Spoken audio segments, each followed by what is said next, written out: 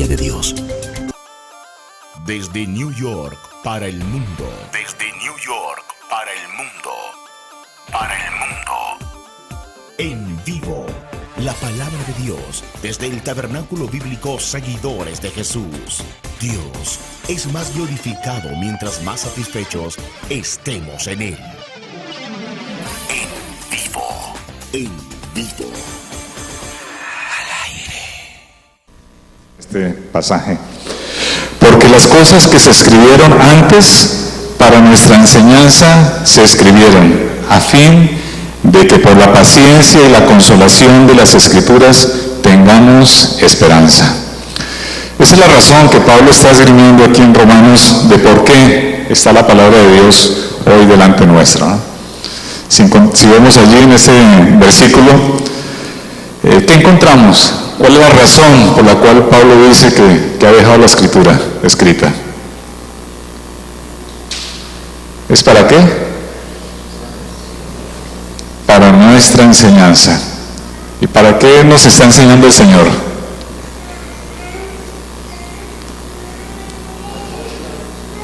Para la paciencia y para la consolación. Son las razones de la palabra del Señor, ¿no? Es para enseñarnos paciencia y consolar nuestros corazones. Esa es la razón, ¿no?, que el Señor nos ha dado su palabra. Y realmente cuando escudriñamos la palabra del Señor, encontramos que hay registradas más de 650 oraciones en la palabra del Señor. Sí, son muchas oraciones, ¿no? No solamente tenemos el Padre Nuestro, que fue el modelo de oración que nos dejó el Señor Jesús, pero encontramos muchas otras oraciones, ¿no? Más de 650 aparecen en la Biblia. Así que nos preguntamos un poco por qué razón el Señor dejó tantas oraciones escritas en la palabra del Señor. Según el versículo que acabamos de leer, ¿cuál es la razón? Es para enseñarnos qué significa orar, ¿no? Enseñarnos cuáles son las formas correctas de orar, cómo nos dirigimos al Señor, cómo esperamos las respuestas del Señor a través de las oraciones que por su gracia nos permite tener, y cómo Él ha abierto su trono de la gracia para escucharnos a nosotros, pobres pecadores, ¿no? Porque el Señor ha abierto su trono de la gracia para atender, Señor, a nuestros ruegos, y esa es una gran bendición que tenemos. ¿Por qué tantas oraciones entonces? La respuesta es porque tenemos mucho que aprender de ellas, mucho que aprender de ellas. Así que vale la pena, hermanos, estudiarlas, comprender esas formas, como nos dirigimos a la oración, los contenidos de estas oraciones, las actitudes que tenemos al orar al Señor, y debemos entonces estudiarlas, ¿no? Porque están escritas, como dice Pablo, para nuestra enseñanza, a fin de consolarnos, a fin de animarnos, a fin de tener esa esperanza siempre viva en nuestro Señor. Vamos entonces a estudiar hoy, hermanos, una oración que aparece en el libro de Job. Allí al finalizar el libro, en el capítulo 42, los versículos 1 al 7. Quiero invitarlos a que abran sus Biblias allí. Job capítulo 42, versículos 1 al 7.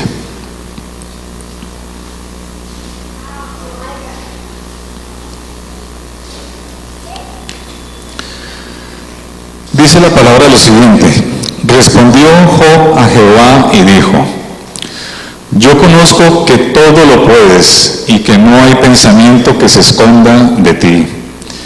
¿Quién es el que oscurece el consejo sin entendimiento? Por tanto, yo hablaba lo que no entendía, cosas demasiado maravillosas para mí que yo no comprendía. Oye, te ruego y hablaré. Te preguntaré y tú me enseñarás. De oídas te había oído, mas ahora mis ojos te ven. Por tanto, me aborrezco y me arrepiento en polvo y ceniza. ¿Cuántas veces hemos leído esta oración de Job, no?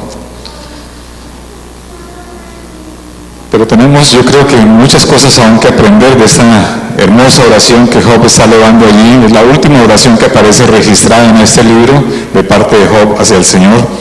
Y básicamente lo que está haciendo es una respuesta a unas preguntas que Dios le había hecho en los capítulos previos. Todos conocemos la historia de Job.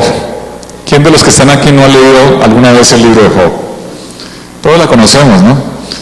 Y realmente cuando leemos la historia de Job, quizás surgen en nuestra mente, en nuestro corazón, algunos conceptos relacionados con Job, ¿no? A veces pensamos algunas, actitudes que tuvo Job que nos enseñan mucho, ¿no? De hecho, si yo preguntase ahora ¿qué hemos aprendido de la lectura del libro de Job?, ¿qué contestaríamos nosotros? ¿Qué diríamos nosotros de Job? A ver, hermanos. Que lo perdió todo, que fue un hombre sufrido, ¿no? En cierto sentido. ¿Qué más aprendemos de Job? Que fue agradecido con el Señor. Sí. Un ejemplo de perseverancia, de paciencia, que era perfecto y recto delante de Dios. Todos estos pensamientos se nos vienen a la cabeza una vez que leemos este precioso libro de Job. Incluso los propios incrédulos saben de Job, ¿no? A Job le tratan como el santo Job, ¿no? Lo tratan de santo porque evidentemente está manifestando una cierta paciencia, ¿no? Una paciencia de santo. Entonces por eso le hacen ese título, ¿no? Los incrédulos, el santo Job.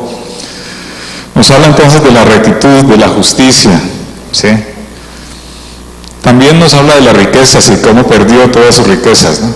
Cómo el diablo hizo de las suyas para quitar todas las riquezas, toda la salud, todos sus hijos, todo lo que poseía, ¿no? Y lo dejó postrado, ¿no? En enfermedad, sin nada, sin amigos y prácticamente desolado, ¿no? Pero quizás de todas las virtudes que encontramos de Job, la que más sobresale, con la que más se conoce a Job, es su paciencia.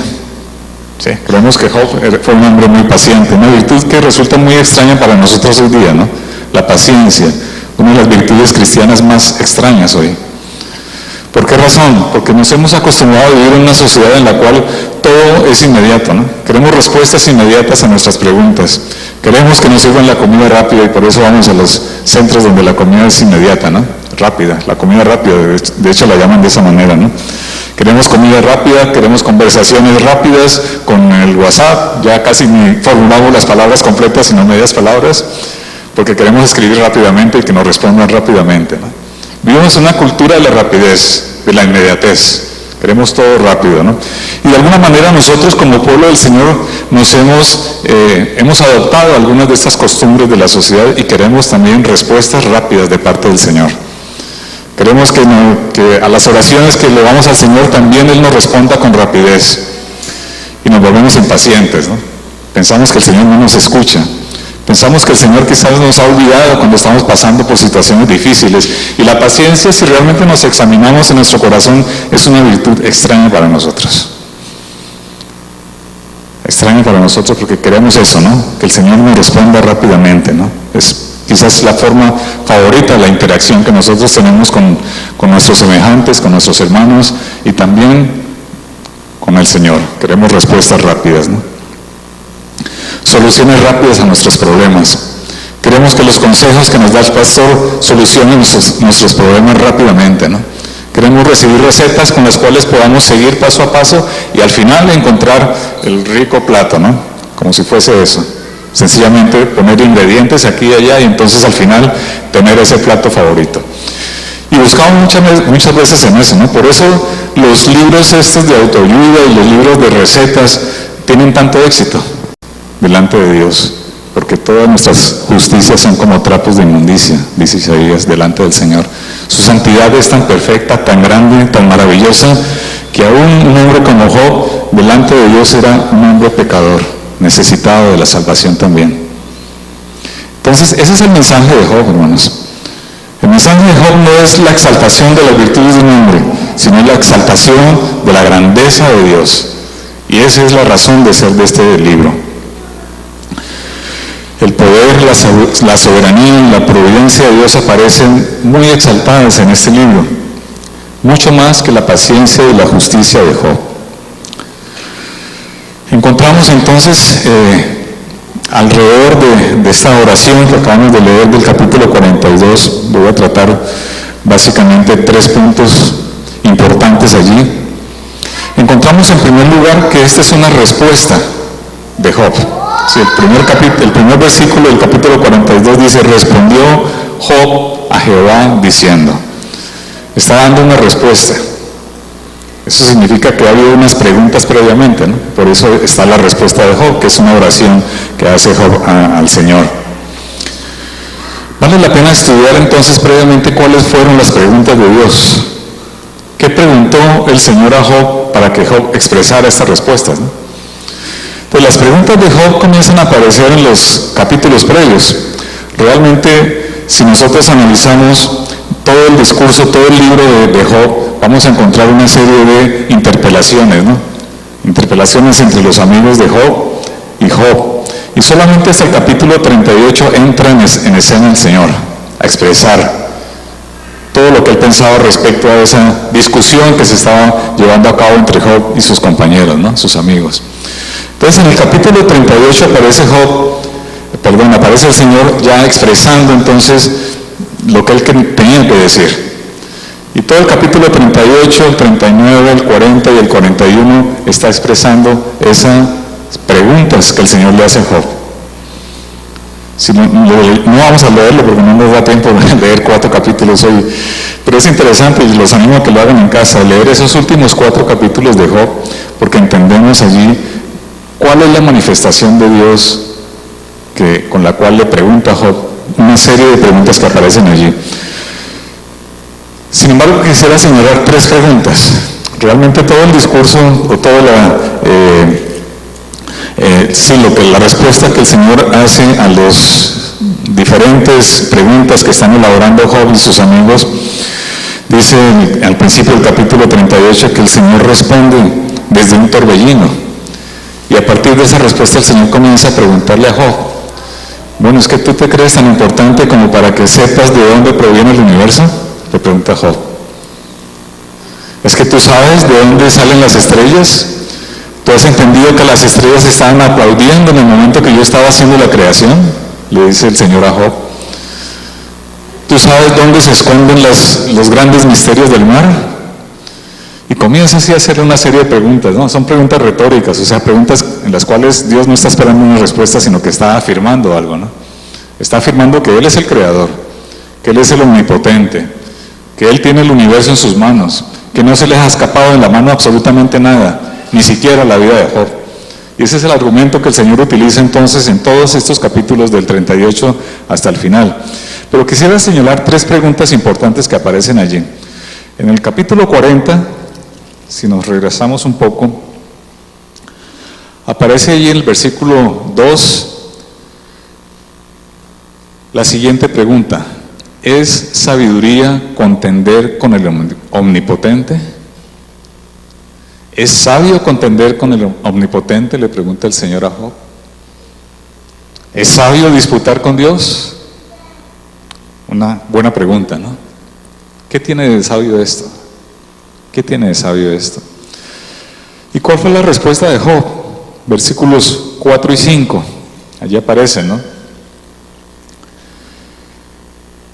He aquí que yo soy vil,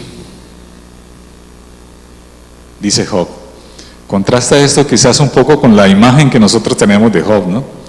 Dice Job: he aquí que yo soy vil. ¿Qué te responderé? Dice Job. ¿Qué puedo responderte a ti? ¿Qué palabras puedo decirte? Está diciendo Job.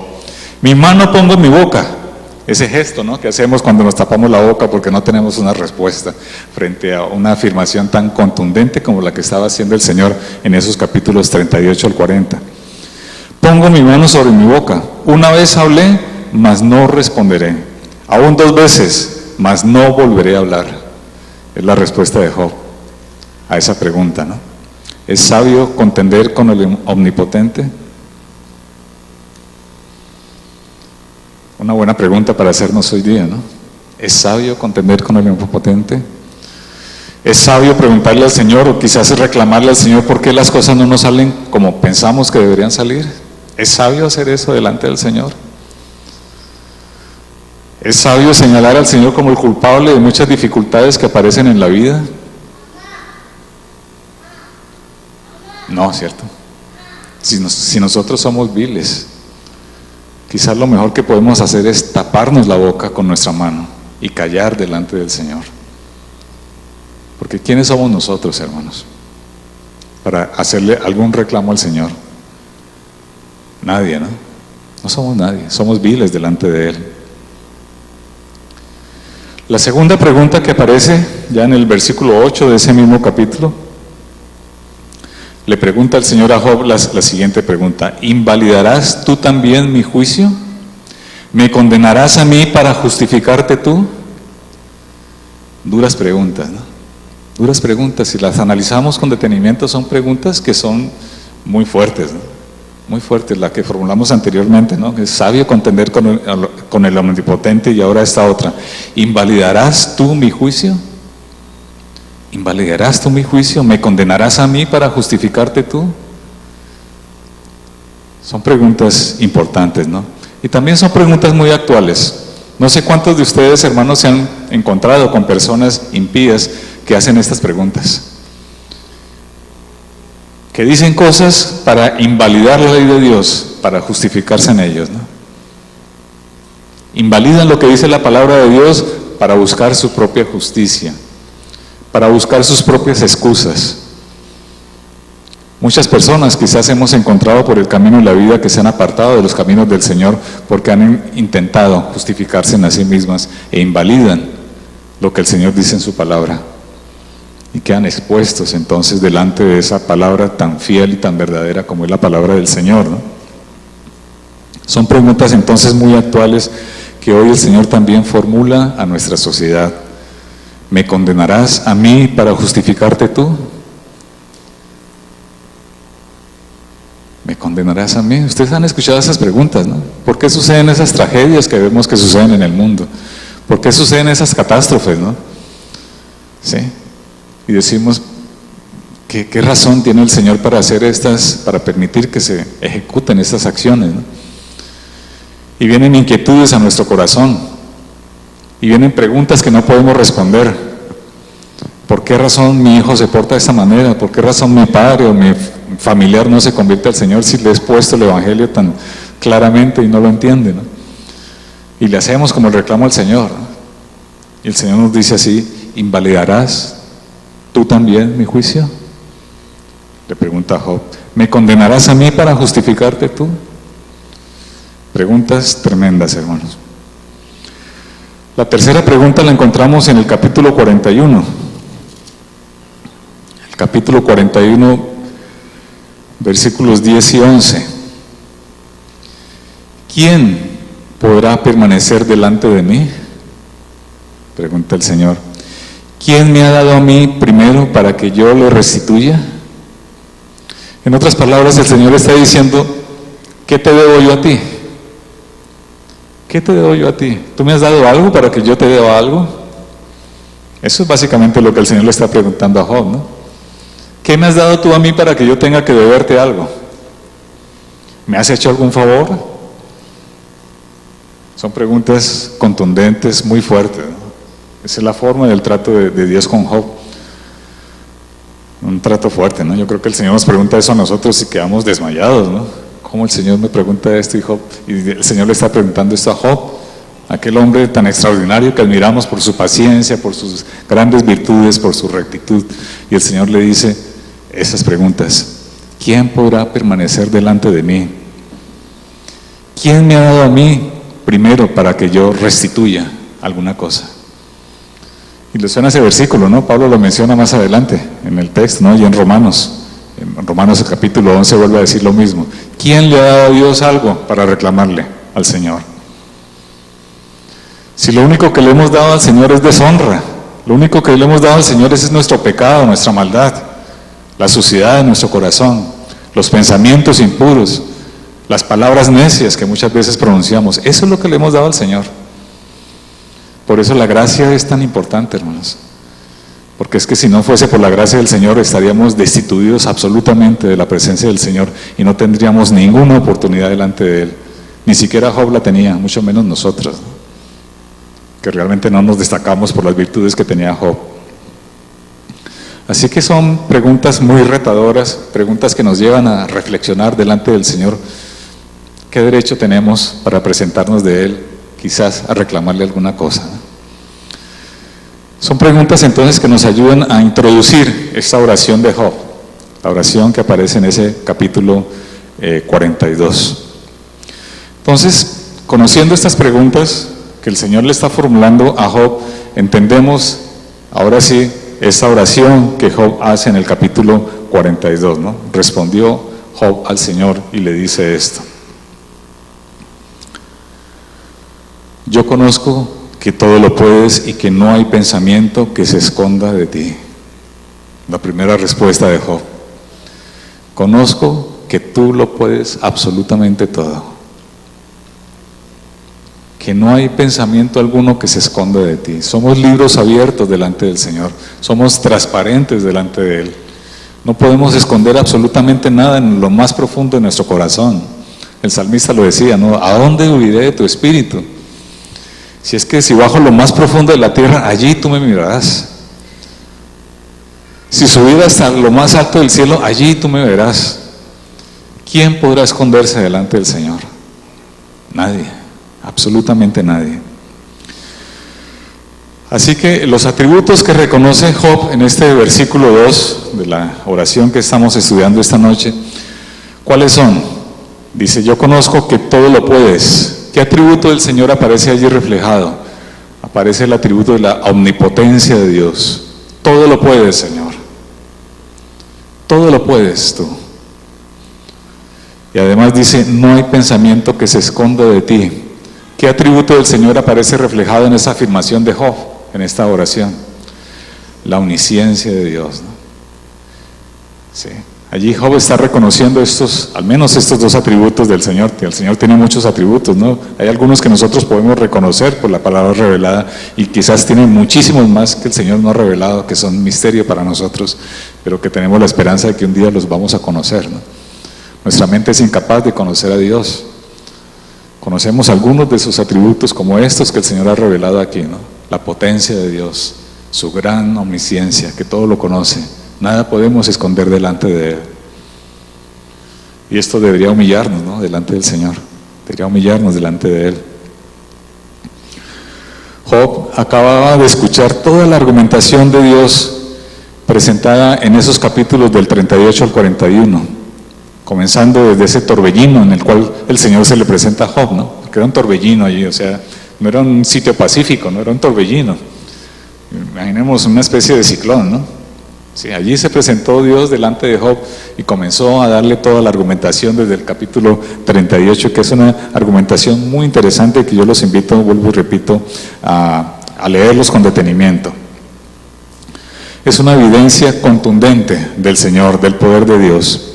Y los argumentos que el Señor utiliza allí es esa evidencia contundente de que Dios es el Creador.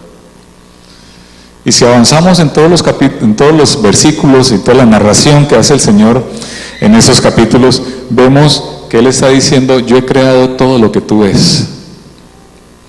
Y comienza describiendo el universo. El Señor le dice a Job, yo he formado las estrellas. Yo he formado las estrellas, todas ellas, ¿no? El mar, todas sus profundidades, todos sus misterios, los depósitos de la nieve. Le dice el Señor a Job, yo he creado los depósitos de la nieve, sé dónde se esconde la nieve.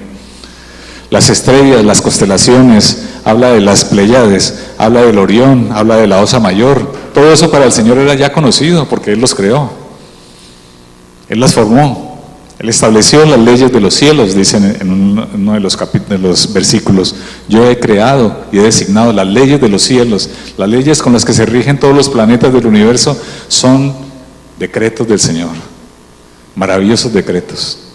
Alguna vez le preguntaban a un experto, a un científico, bueno, ¿y cuánto conoce el ser humano del universo? Y este hombre se quedó allí pensando un rato y luego responde, el ser humano no conoce ni siquiera el 1% de lo que es el universo. Con toda la sabiduría, con toda la tecnología que tiene hoy el ser humano, no conoce ni siquiera el 1% de lo que es el universo. Tremendo, ¿no? Y el Señor ha decretado absolutamente todo, cómo funciona el universo, conoce todas las constelaciones porque Él las creó. Él creó los depósitos del mar, dice la palabra. Él ha establecido los límites del mar y de ahí no se sale, ¿no? Hasta ahí llega el mar, no se sale de allí.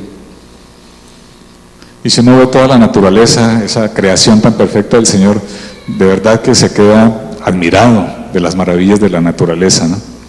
Así que Él habla de eso, de la creación del universo. En los primeros 38 versículos de ese capítulo 38 habla de eso, de la creación del universo. Luego, a partir de ese versículo, del versículo 39, habla de la creación de los animales, ¿no? Habla del león, habla de los cuervos, de las cabras monteses, habla del búfalo, habla del pavo real, que le hizo el pavo real con toda su majestad, Él lo creó. Habla del avestruz, incluso el avestruz dice que es un animal torpe, sin conocimiento, que deja los huevos en la superficie, ¿no? Dice, se desentiende de sus hijos porque no le he dado sabiduría a este animal para que entienda cómo criar a sus hijos, a sus polluelos. Así lo dice el pasaje, ¿no? Dice que ha creado el caballo valiente que se burla del miedo, dice. Sale el ejército contrario y el caballo no se echa para atrás. Es el animal valiente, ¿no? Ha creado el águila, creó los dragones. Sí, habla de los dragones, estos pasajes, ¿no? Así que todos esos capítulos, ese capítulo 39 está explicándole el Señor a Job: yo he creado los animales también, yo he creado todo el universo, las estrellas que tú ves, yo las he creado. He hecho cada animal que tú ves, yo lo he creado. Y he dado las leyes para que funcionen como funcionan estos animales. Y dice, además he creado al ser humano. Y al ser humano yo lo humillo, le dice el Señor a Job, yo lo humillo. Yo derramo mi ira sobre el ser humano porque me ha ofendido terriblemente, ¿no? Esa es toda la argumentación que el Señor utiliza en esos capítulos 38, 39, 40 y 41. El Señor le está explicando a Job quién es Él, quién es Dios. Y lo hace a través de la creación. Así que el argumento que el Señor utiliza para explicarle a Job quién es Dios es la creación. Toda la creación habla de Dios, hermanos. No hay excusa alguna válida delante del Señor para decir quién es Dios, porque allí está, es evidente. No hay absolutamente ninguna excusa, ¿no? Y esto lo vemos remarcado en muchas partes de la Biblia, ¿no? En el Antiguo Testamento, además de Job, aparece, por ejemplo, en el Salmo 33, que el domingo pasado el pastor allí en Washington predicaba sobre el capítulo 33 de los Salmos, y habla justamente de la creación como un elemento fundamental para entender quién es Dios. Pero luego Juan, en el primer capítulo, comienza a hablar de Jesucristo como el Creador. Sin Cristo nada de lo que ha sido creado fue creado, porque Él lo creó todo. Entonces encontramos en el Antiguo Testamento, lo encontramos en los Evangelios y los encontramos también en el Nuevo Testamento, ¿no? Allí Romanos, en el capítulo 1 también lo dice con detenimiento, ¿no? Porque las cosas invisibles de Él, su eterno poder y su deidad, dice el apóstol Pablo, se hacen claramente visibles desde la creación del mundo. Claramente visibles desde la creación del mundo, siendo entendidas por medio de las cosas hechas, lo que vemos de la creación, de modo que no hay excusa. Aquellos que dicen no creer en Dios no tienen absolutamente ningún argumento, hermanos, ningún argumento, porque todo es tan visible, tan claro, que pensar que Dios no existe es una necedad absoluta, total. Y esa es la argumentación entonces que el Señor utiliza para explicarle a Job eso, ¿no? Él es el Dios creador. Él es el Dios creador. Maravilloso Señor, ¿no? Así que en ese Dios es en el Dios en el cual nosotros creemos, hermanos. No es allí aquel viejecito que está sentado en una banca como que intentando controlar el mundo, pero que el mundo se le ha salido de las manos. No, ese no es nuestro Dios. Nuestro Dios es el que ha creado los cielos y la tierra, hermanos. Es el gran Dios que no solamente lo ha creado, sino que lo mantiene en control. Todas las cosas se mantienen controladas por el Señor, que ni siquiera un cabello en nuestra cabeza cae al suelo, si no es porque Él lo decreta de esa manera. Ni una hoja de un árbol cae sin que Él lo haya decidido. Ese es el Dios en el cual creemos, hermanos. ¿No les parece maravilloso el gran Dios que tenemos? Dios maravilloso, ¿no?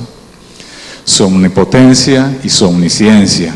Entonces son los dos elementos que rescata Job en esta primera afirmación. ¿Qué nos produce la grandeza de Dios en nuestras oraciones? ¿Qué sentimos cuando nos acercamos a ese Dios creador, a ese Dios que tiene en control absolutamente todo el universo? No solamente al ser humano y los animales, sino las estrellas, y todo está regido por las leyes que Dios estableció. ¿Qué nos produce el entender que a ese Dios es al cual nos acercamos en oración? Al Dios omnipotente, omnisciente. ¿Qué efecto debería producir en nosotros la comprensión de esas grandes verdades del Señor? Yo diría que al menos 3 cosas. Por un lado, una profunda confianza en el Señor. Profunda confianza que nos da el hecho de ser llamados hijos de Dios. Imagínense, hermanos, el Dios maravilloso, creador de todo, absolutamente de lo que vemos y de lo que no vemos también. A ese Dios podemos llamarle Padre. ¿No les parece maravilloso, hermanos? Extraordinario, ¿no? Puedes llamarle al Señor Padre. Es una confianza profunda. Cuando nos acercamos al Señor debemos hacerlo con esa confianza, de saber que Él es el dueño absoluto de todo lo que vemos y de todo lo que el ojo humano jamás ha visto. También es el dueño. Una confianza profunda en nuestro gran Creador. Pero además de esa confianza profunda que nos da el hecho de que Él es el Creador y que tiene en control todas las cosas, también un profundo temor delante de Él. Un profundo temor, porque no podemos esconder absolutamente nada delante de Él. ¿Qué podemos decir al Señor? ¿Qué le podemos argumentar al Señor como para convencerlo de que cambie de opinión? Absolutamente nada. Nada podemos esconder delante de Él. Sí, estamos acostumbrados en este mundo a guardar las apariencias, a ser políticamente correctos, a no decir las palabras inadecuadas en ciertos ámbitos, a guardarnos de las críticas, y eso produce en nosotros un ambiente un poco extraño, ¿no?, de trato con las personas. Pero delante del Señor podemos ser absolutamente transparentes. Realmente delante de la única persona en la cual nosotros podemos tener toda la confianza como para mostrarnos tal como somos, es delante de Dios, delante de Él. Porque es que delante de nadie más podemos ser tan transparentes, sino delante del Señor. Porque Él lo conoce todo. Así que ¿para qué ponernos caretas delante de Él? ¿Para qué inventarnos argumentos para defender quizás algún atributo que quisiéramos nosotros endilgarnos a nosotros mismos, ¿no? Si delante del Señor somos transparentes, hermanos. Él ve lo más profundo de nuestro corazón, las intenciones del alma, Él las conoce. Así que acerquémonos a Él con temor también, porque Él lo conoce todo. Y acerquémonos con una profunda reverencia, hermanos, porque estamos delante del Creador, delante del Dios omnipotente. Esos 3 elementos son muy importantes en la oración, hermanos. Una confianza profunda en el Señor, un temor, porque estamos delante del Creador, y una profunda reverencia delante del gran Dios. Son elementos muy importantes que debemos tener en cuenta cada vez que nos acercamos en oración al Señor. Quizás si recordáramos estos elementos, delante de quién estamos nosotros cuando hacemos aquellas oraciones ligeras que muchas veces hacemos, casi que las hacemos como frases hechas, ¿no? Cuando damos gracias por las oraciones, por los alimentos, por ejemplo, casi que repetimos las mismas frases, ¿no? Como que lo hacemos por costumbre. Pero estamos delante del Dios creador, delante del Dios que ha permitido que esos frutos nazcan de la tierra, delante del creador de ese animal que se sacrificó para que nosotros pudiésemos alimentarnos. Delante de Él nos presentamos en oración de gratitud. Así que, hermanos, mantengamos siempre en mente esos atributos del Señor y esas condiciones que nos permiten entonces acercarnos con confianza, con temor y con reverencia delante del Señor cada vez que oramos delante de Él. Es muy importante, hermanos, porque estamos delante del gran Señor. Del gran Señor. El segundo elemento que quisiera señalar de esta respuesta de Job está en el versículo 3. ¿Quién es el que oscurece el consejo sin entendimiento?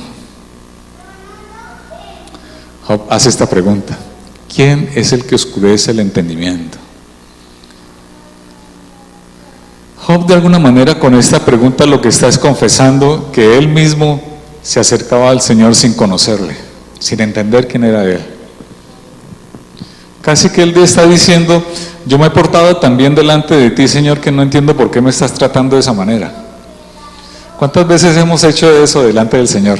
Señor, mira, yo me he portado bien, yo he evangelizado en mi trabajo y ahora me están echando, ¿no? Sí.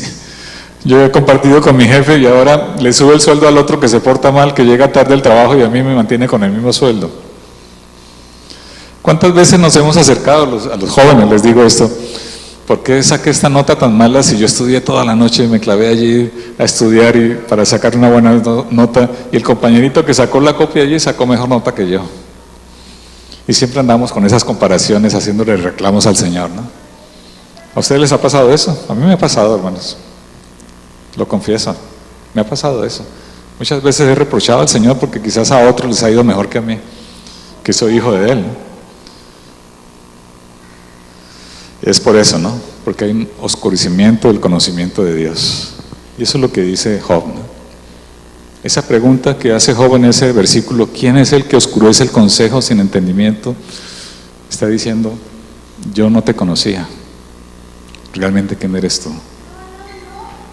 Y más adelante lo reafirma, ¿no? ¿Y qué significa eso de oscurecer el consejo? ¿Se han preguntado alguna vez qué significa esa palabrita que aparece allí, oscurecer el consejo? ¿Qué significa oscurecer el consejo?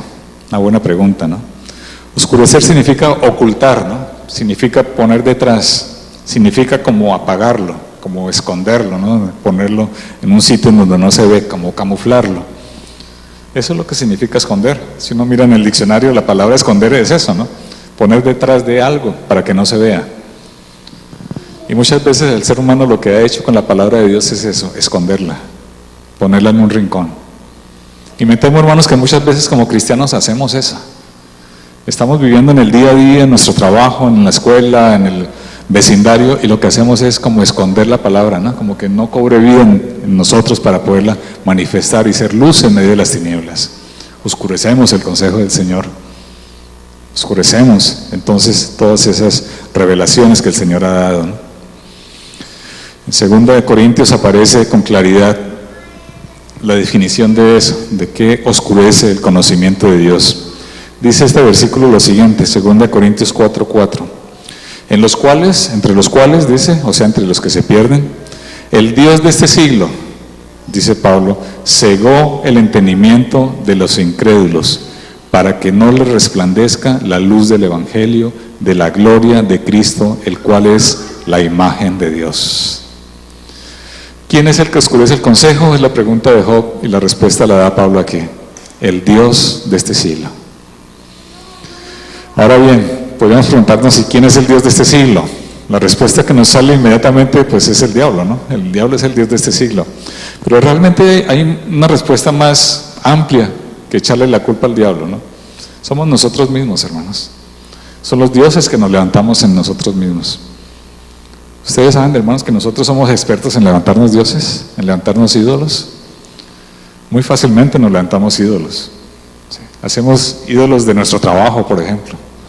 ¿Sí? Nos volvemos tan dependientes del trabajo que como que si lo perdemos se nos acaba la vida, ¿no?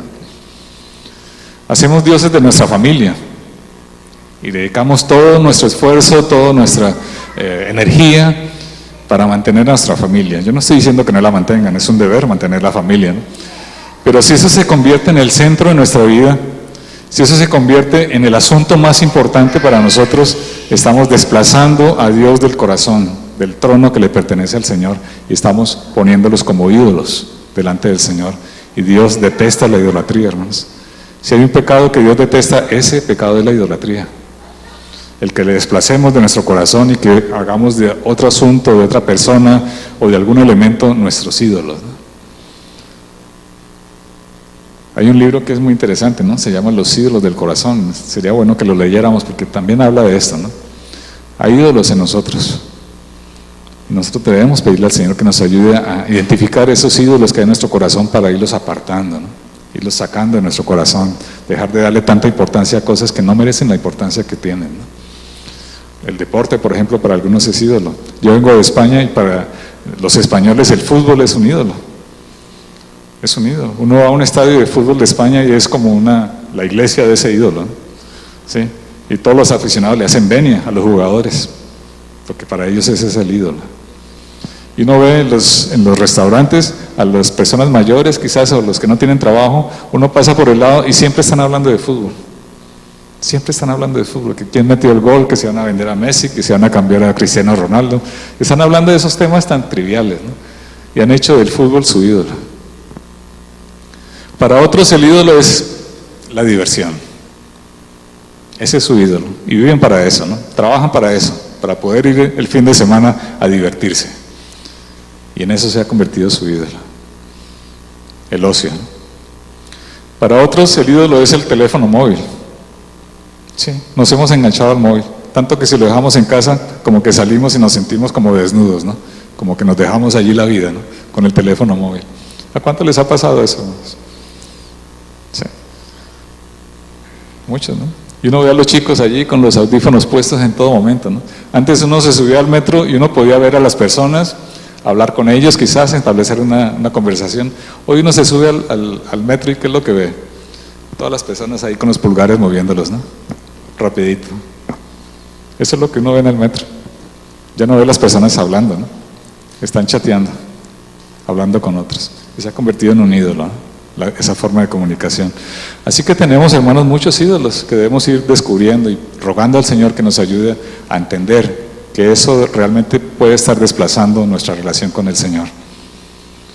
Sí, un teléfono móvil que se conecta a internet en cualquier lugar y en cualquier momento hace que perdamos el amor por la palabra. Puede ser, ¿no? Hace que nos robe tanto tiempo que no podamos evangelizar o discipular a otra persona, porque estamos allí mirando la última noticia, o estamos mirando el Facebook y nos penetramos allí en el Facebook navegando de aquí a allá.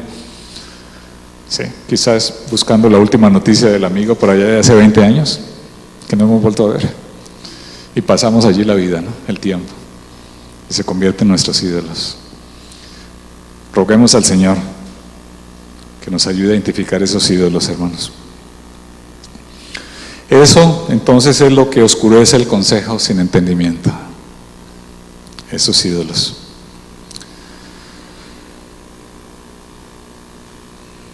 El tercer punto que quería tratar es el tema del arrepentimiento.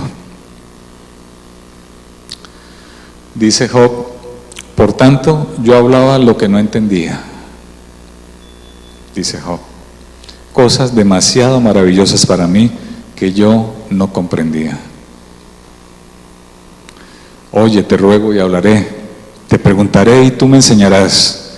De oídas te había oído, mas ahora mis ojos te ven y por lo tanto me aborrezco y me arrepiento en polvo y ceniza.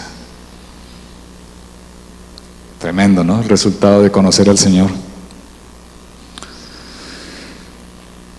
Job está diciendo: yo, mi ego, mi falta de conocimiento de ti, mi falta de meterme en tu palabra, de empaparme de ella, de vivirla, de realmente escudriñarla y hacerla mía, de obedecer al Señor, eso hace que yo hablaba cosas que no entendía.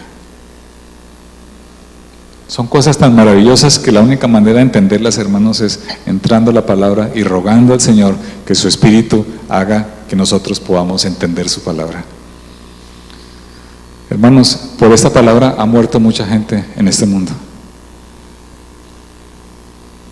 Cuando esta palabra ha sido arrebatada del mundo, el mundo ha quedado a oscuras, en pecado y en maldad. Muchas personas en el mundo darían la vida por tener una página de esta Biblia y no la pueden tener. Nosotros tenemos la libertad de tener no una, sino varias Biblias en la casa, ¿no?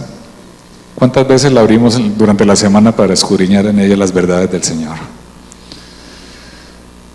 ¿Cuántas veces le pedimos al Señor que esa palabra cobre vida en nosotros? ¿Cuántas veces nos contentamos con la predicación del pastor los domingos en la mañana? Y ya como que esa es la ración de toda la semana y no nos volvemos a volver a acordar de la palabra sino hasta el próximo domingo. ¿Cuántas veces hacemos eso, hermanos? Nos olvidamos que aquí está la riqueza de la profundidad del conocimiento de Dios. Y la ocultamos, ¿no? La escondemos de nuestra vida. Yo hablaba lo que no entendía, dice Job. Eran cosas tan maravillosas, son cosas tan gloriosas que no las comprendía. Y eso hace que Job entonces haga estas dos peticiones que aparecen en ese pasaje, ¿no? Oye, te ruego y hablaré. La primera petición es esa: óyeme, Señor, escúchame, por favor. Lo que está diciendo Job ahí en esta oración. Escúchame, porque tengo muchas preguntas para hacerte. Hay tantas cosas que no comprendo de ti, que no comprendo de la vida, está diciendo Job. Hay tantas incógnitas aún en mi vida que quiero escucharte, que tú reveles a mi corazón. Necesito que tú me enseñes. Así que están esas dos preguntas, ¿no? Óyeme, Señor, y enséñame, Señor. Son las dos peticiones que aparecen en el texto, ¿no?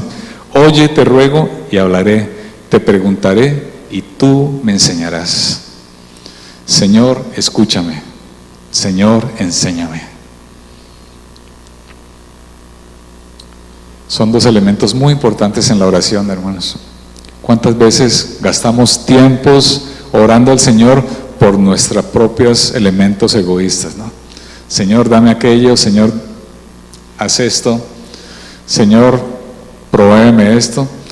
Pero ¿cuántas veces le venimos al Señor a decirle: Señor, enséñame? ¿Qué quieres tú enseñarme a partir de esta situación que estoy viviendo? ¿Qué quieres tú enseñarme a partir de aquella cosa tan terrible que me ha pasado? ¿Qué quieres tú enseñarme con mis hijos que no vienen a tus caminos? ¿Qué quieres tú enseñarme con aquella situación tan crítica que ha ocurrido en mi vida? ¿Qué quieres tú enseñarme a partir de estas situaciones? El Señor siempre tiene algo que enseñarnos, hermanos, y a veces nosotros preguntamos: ¿por qué, Señor? En vez de decirle: Señor, enséñame a través de estas situaciones lo que tú quieres enseñarme y hazme un poco más santo. Santifícame a través de esas situaciones. Enséñame a partir de ellas. Así que es un acto de humildad, hermanos. Realmente llegar delante del Señor, del gran Creador, con esa actitud humilde, con esa actitud de reverencia delante de Él, con esa actitud de confianza también, que nos acercamos ante el gran Dios Creador, con esa actitud de temor, es la humillación ante Él y decir: Señor, no conozco de ti sino un poquitico, enséñame un poco más, porque yo sé que eres tan grande que la vida no me alcanzará para entenderte. Los años que tenemos aquí en este mundo, hermano, no nos alcanzará para entender al Señor. Así que tenemos una faena larga, ¿no?, para entender a nuestro gran Dios. Tenemos una gran faena, un gran trabajo por delante. Así que, hermanos, una invitación que yo quiero hacer esta noche es que dediquemos menos tiempo al Facebook, a la televisión, a aquellas distracciones, y dedicamos más tiempo a la palabra del Señor. Dediquemos más tiempo a venir delante del Señor y decirle: Señor, enséñame más de ti. Que utilicemos más tiempo en encontrarme con un hermano durante la semana para hablar con él de las cosas de Dios, ¿no? Para discipular al hermano que ha llegado quizás hace 3 domingos a la iglesia y a lo mejor ni sé su nombre, ¿no? Me he interesado por aquel hermano. Sí. A ir a visitar a aquella persona que se encuentra enferma, que quizás no ha vuelto hace 4 domingos y no sé absolutamente nada de él o de ella. Eso es lo que el Señor nos pide en su palabra, hermanos, no es otra cosa. El Señor no nos pide religiosidad. El Señor no nos pide que cantemos bonito, que nos dediquemos a cultivar quizás lo que los fariseos querían cultivar, ¿no? Una apariencia, una careta allí. El Señor lo que nos pide es una religión verdadera, que es esa: amar a los demás. Amarlo a Él, obviamente, en primer lugar, pero amar a los demás. Y ese amor hay que expresarlo de alguna manera, ¿no? No puedo decir al hermano, como dice el propio texto bíblico, si tiene alguna necesidad, darle una palmadita en la espalda: hermano, oraré por ti. Y ya, hasta luego, ¿no? Me olvido de la necesidad del hermano. Así que, hermanos, es importante eso de entender qué significa vivir en esa actitud de humildad y en esa actitud de querer aprender más del Señor. ¿Crees, hermano, entonces que esa petición de enséñame, Señor, la petición que está haciendo Job en esta oración es importante para tu vida? Yo creo que sí, ¿no? Es muy importante para nosotros. Esa verdad que Job describe en estos versículos se puede, digamos, resumir de alguna manera en ese versículo 5, que es quizás el que más nos sabemos de memoria de esta oración, ¿no? De oídas te había oído, mas ahora mis ojos te ven. Aquel Job que aparece en el primer capítulo de la descripción de todo el libro de Job, ese hombre recto que nosotros admiramos, ese hombre justo que nosotros admiramos, ese hombre paciente, está diciendo en este final del libro: Señor, yo antes solamente te había oído, pero ahora puedo verte. Ahora puedo ver tu grandeza. Ahora puedo entenderte un poco mejor, ¿no? ¿Quién eres tú? De oídas, había escuchado de ti. Eras tan distante que realmente sabía quién eras, sabía que tú existías, sabía que tú eras el dueño del universo, pero estabas alejado, ¿no? Yo estaba alejado de ti, no te conocía más de eso, ¿no? Pero ahora mis ojos te ven. ¿Notan ustedes, hermanos, la providencia del Señor en Job? ¿Notan, hermanos, que no fue una injusticia de Dios? Que no fue que Job quedó ahí en la mitad de esta disputa entre Dios y Satanás, sino que Dios estaba haciendo un trato especial con Job. Ese trato tan especial que lo lleva a este último capítulo a Job decir: Señor, ahora te veo. Ahora te veo. Ahora te conozco más.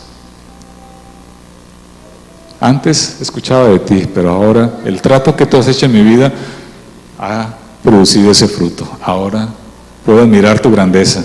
Ahora puedo contemplar tu gloria de una mejor manera. Ahora puedo tener esa esperanza en ti, de que realmente tú tienes, como se dice, el sartén por el mango.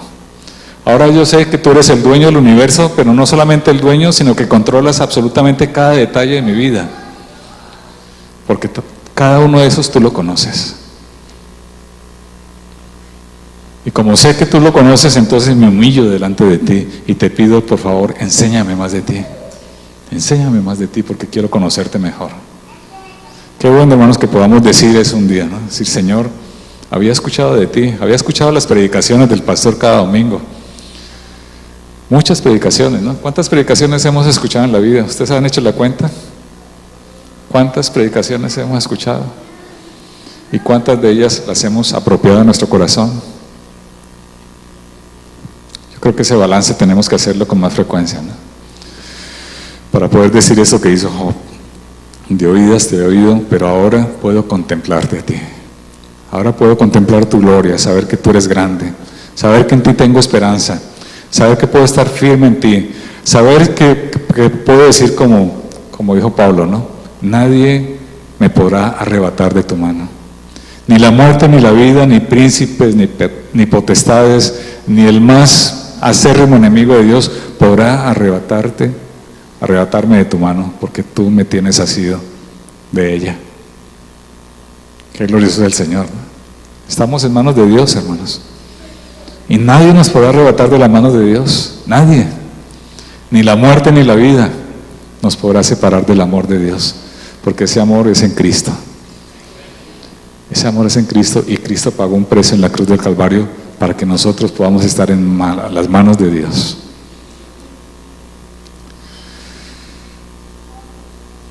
Así que, hermanos, esa diferencia del Job del primer capítulo al Job del capítulo 42 es una diferencia significativa en el crecimiento del conocimiento de Dios. ¿Y eso qué produce en Job? Versículo 6. Un versículo que suena fuerte, ¿no? Por tanto me aborrezco, dice Job. Me aborrezco y me arrepiento en polvo y ceniza. Por tanto me aborrezco y me arrepiento en polvo y ceniza. ¿Encaja esto, hermano, con aquella perspectiva psicológica de la autoestima? ¿Sí han escuchado esa palabra, no? La autoestima. Todos los psicólogos quieren hablar de la autoestima, como que al hombre le faltara más amor propio, ¿no? Cuando realmente eso es lo que más nos sobra. Nos falta más amor al Señor. Eso sí que nos falta, amar más al Señor y amar más al prójimo. Este versículo quizás los psicólogos cuando lo leen quedan un poco descolocados, ¿no?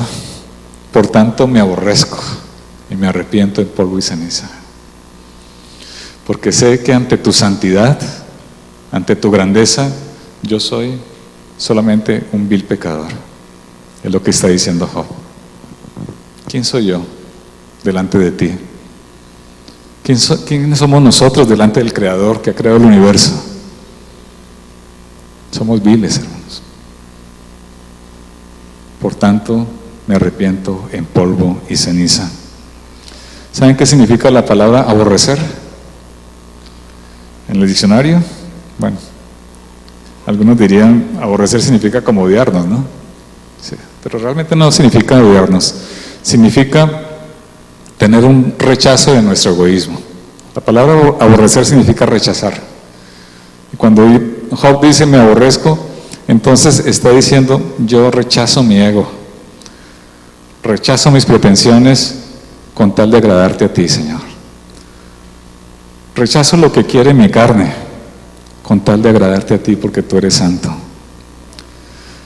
Quizás el ejemplo más típico de la palabra aborrecer es el de las aves cuando abandonan su nido, ¿no? Abandonan su nido, aquello que quizás han trabajado mucho tiempo por ese nido para construirlo, para poder poner allí los huevos de sus polluelos y aborrecen esos huevos y lo abandonan, ¿no? Pues eso es lo que el Señor quiere que hagamos, hermanos, que nos abandonemos en sus brazos, que dejemos de pensar tanto en nosotros mismos, mirarnos el ombligo, ¿no? Y pensemos más en el Señor y podamos decir como Job, me aborrezco, me rechazo a mí mismo, dejo a un lado mi egoísmo y me arrepiento delante de ti. Notemos, hermanos, que lo que vemos allí, básicamente, en toda esta oración de Job, no es otra cosa que la descripción del Evangelio del Señor. Si lo notamos, estos elementos del Evangelio, primero un conocimiento de Dios. ¿Quién es Dios? ¿Quién es el Santo, el Creador, el Dueño del universo? Esa es la primera parte esencial del Evangelio. La segunda parte esencial del Evangelio es ¿quiénes somos nosotros? Y Job dice, soy solamente un vil pecador delante de ti. Segundo elemento del Evangelio. El tercer elemento, ¿cuál es? ¿Quién es Cristo? Que de Él viene nuestra justificación. No de nosotros, sino de Dios, a través de Cristo. Y el cuarto elemento es nuestra respuesta al Evangelio. ¿Cuál es nuestra respuesta? Un profundo arrepentimiento delante del Señor. Un profundo arrepentimiento, que es lo que Job dice aquí. Me arrepiento en polvo y ceniza. Me arrepiento delante de ti. Aquel gran Job, que admiramos por su paciencia, por sus grandes virtudes, está diciéndole al Señor, me arrepiento, porque ahora sé quién eres tú. Ese es el Evangelio, hermanos. Ahí está plasmado en esa oración. Lo vemos con claridad. El gran Evangelio de salvación está allí. Aplicaciones, hermanos, porque ha pasado el tiempo, ¿no? Me estoy pasando mucho, hermano. El poder creador de Dios, gran verdad, ¿no? El poder creador de Dios. Ese poder creador del Señor, con el cual hizo las estrellas, aquellos grandes planetas que el hombre quizás nunca ha visto, de grandes proporciones, miles de veces más grande que la Tierra, eso lo ha creado el Señor. Ese poder creador es el mismo poder que nos transforma a nosotros, hermanos. Es el mismo poder que nos transforma. Por eso podemos confiar firmemente en la promesa del Señor, que Él nos estará proveyendo ese proceso de santificación hasta que un día podamos presentarnos delante de Él y decirle, Señor, gracias por tu obra. Gracias por tu obra. A Job no sabemos cuánto tiempo le costó llegar a ese punto en ese versículo 40, en ese capítulo 42. No nos cuenta la historia de cuántos años duró, ¿no? Pero realmente en nuestro caso, hermanos, nos cuesta toda la vida. Si alguien piensa que el Evangelio es barato, está equivocado. El Evangelio ha tenido un altísimo costo, ha costado la sangre preciosa del Señor Jesucristo. Y para nosotros nos cuesta la vida, hermanos. Nos cuesta entregarnos completamente al Señor. Así que no disminuyamos el valor del Evangelio, que es un Evangelio caro, hermanos. Ha costado caro, le ha costado caro al Señor. Nos cuesta a nosotros dejarnos la vida delante de Él. Segunda aplicación, reconocer siempre delante del Señor nuestra vileza. No somos, hermanos, mejores que nadie. Aquellas personas que ustedes quizás ven por allí vagando debajo de los puentes, inyectándose heroína o haciendo mil cosas, nosotros podríamos ser uno de ellos. Pero por la gracia del Señor estamos hoy aquí, escuchando su palabra. Solamente por la gracia del Señor, porque no somos mejores que aquellos. No somos mejores que aquellos. Pero el Señor nos ha traído a la salvación por su voluntad, por su gracia, por su amor, que no alcanzamos a comprender, hermanos. No alcanzamos a comprender ese gran amor del Señor que ha tenido con nosotros. ¿Quién de nosotros lo puede explicar? Ninguno. Ninguno podemos explicar ese amor tan tremendo que el Señor ha tenido por nosotros para llamarnos a su reino, para hacernos hijos de Dios, para transformar nuestros corazones, para forjar como con un cincel en nuestro corazón la imagen de Cristo, para que seamos dignos de llevar el Evangelio de salvación a los perdidos. ¿No les parece maravillosa la obra del Señor, hermanos? Cuando somos solamente viles pecadores. Es la obra del Señor, hermanos, y a Él sea siempre toda la gloria. Así que, hermanos, yo creo que esta es una oración ejemplar. Y tengamos en mente eso cada vez que nos acerquemos al Señor. Sepamos quiénes somos nosotros y quién es Dios. Y acerquémonos con mucha confianza, pero con un gran temor y una gran reverencia delante del Señor en nuestras oraciones. Oramos, hermanos. Padre, queremos darte las gracias. El 26. Ahora bien, sabemos que todo lo que dice la ley, lo dice a quienes están sujetos a ella, para que todo el mundo se calle la boca y quede convicto delante de Dios. Por tanto, nadie será justificado en presencia de Dios por hacer las obras que exige la ley. Más bien, mediante la ley cobramos conciencia del pecado. Pero ahora, sin la mediación de la ley, se ha manifestado la justicia de Dios, de la que dan testimonio la ley y los profetas. Esta justicia de Dios llega mediante la fe en Jesucristo.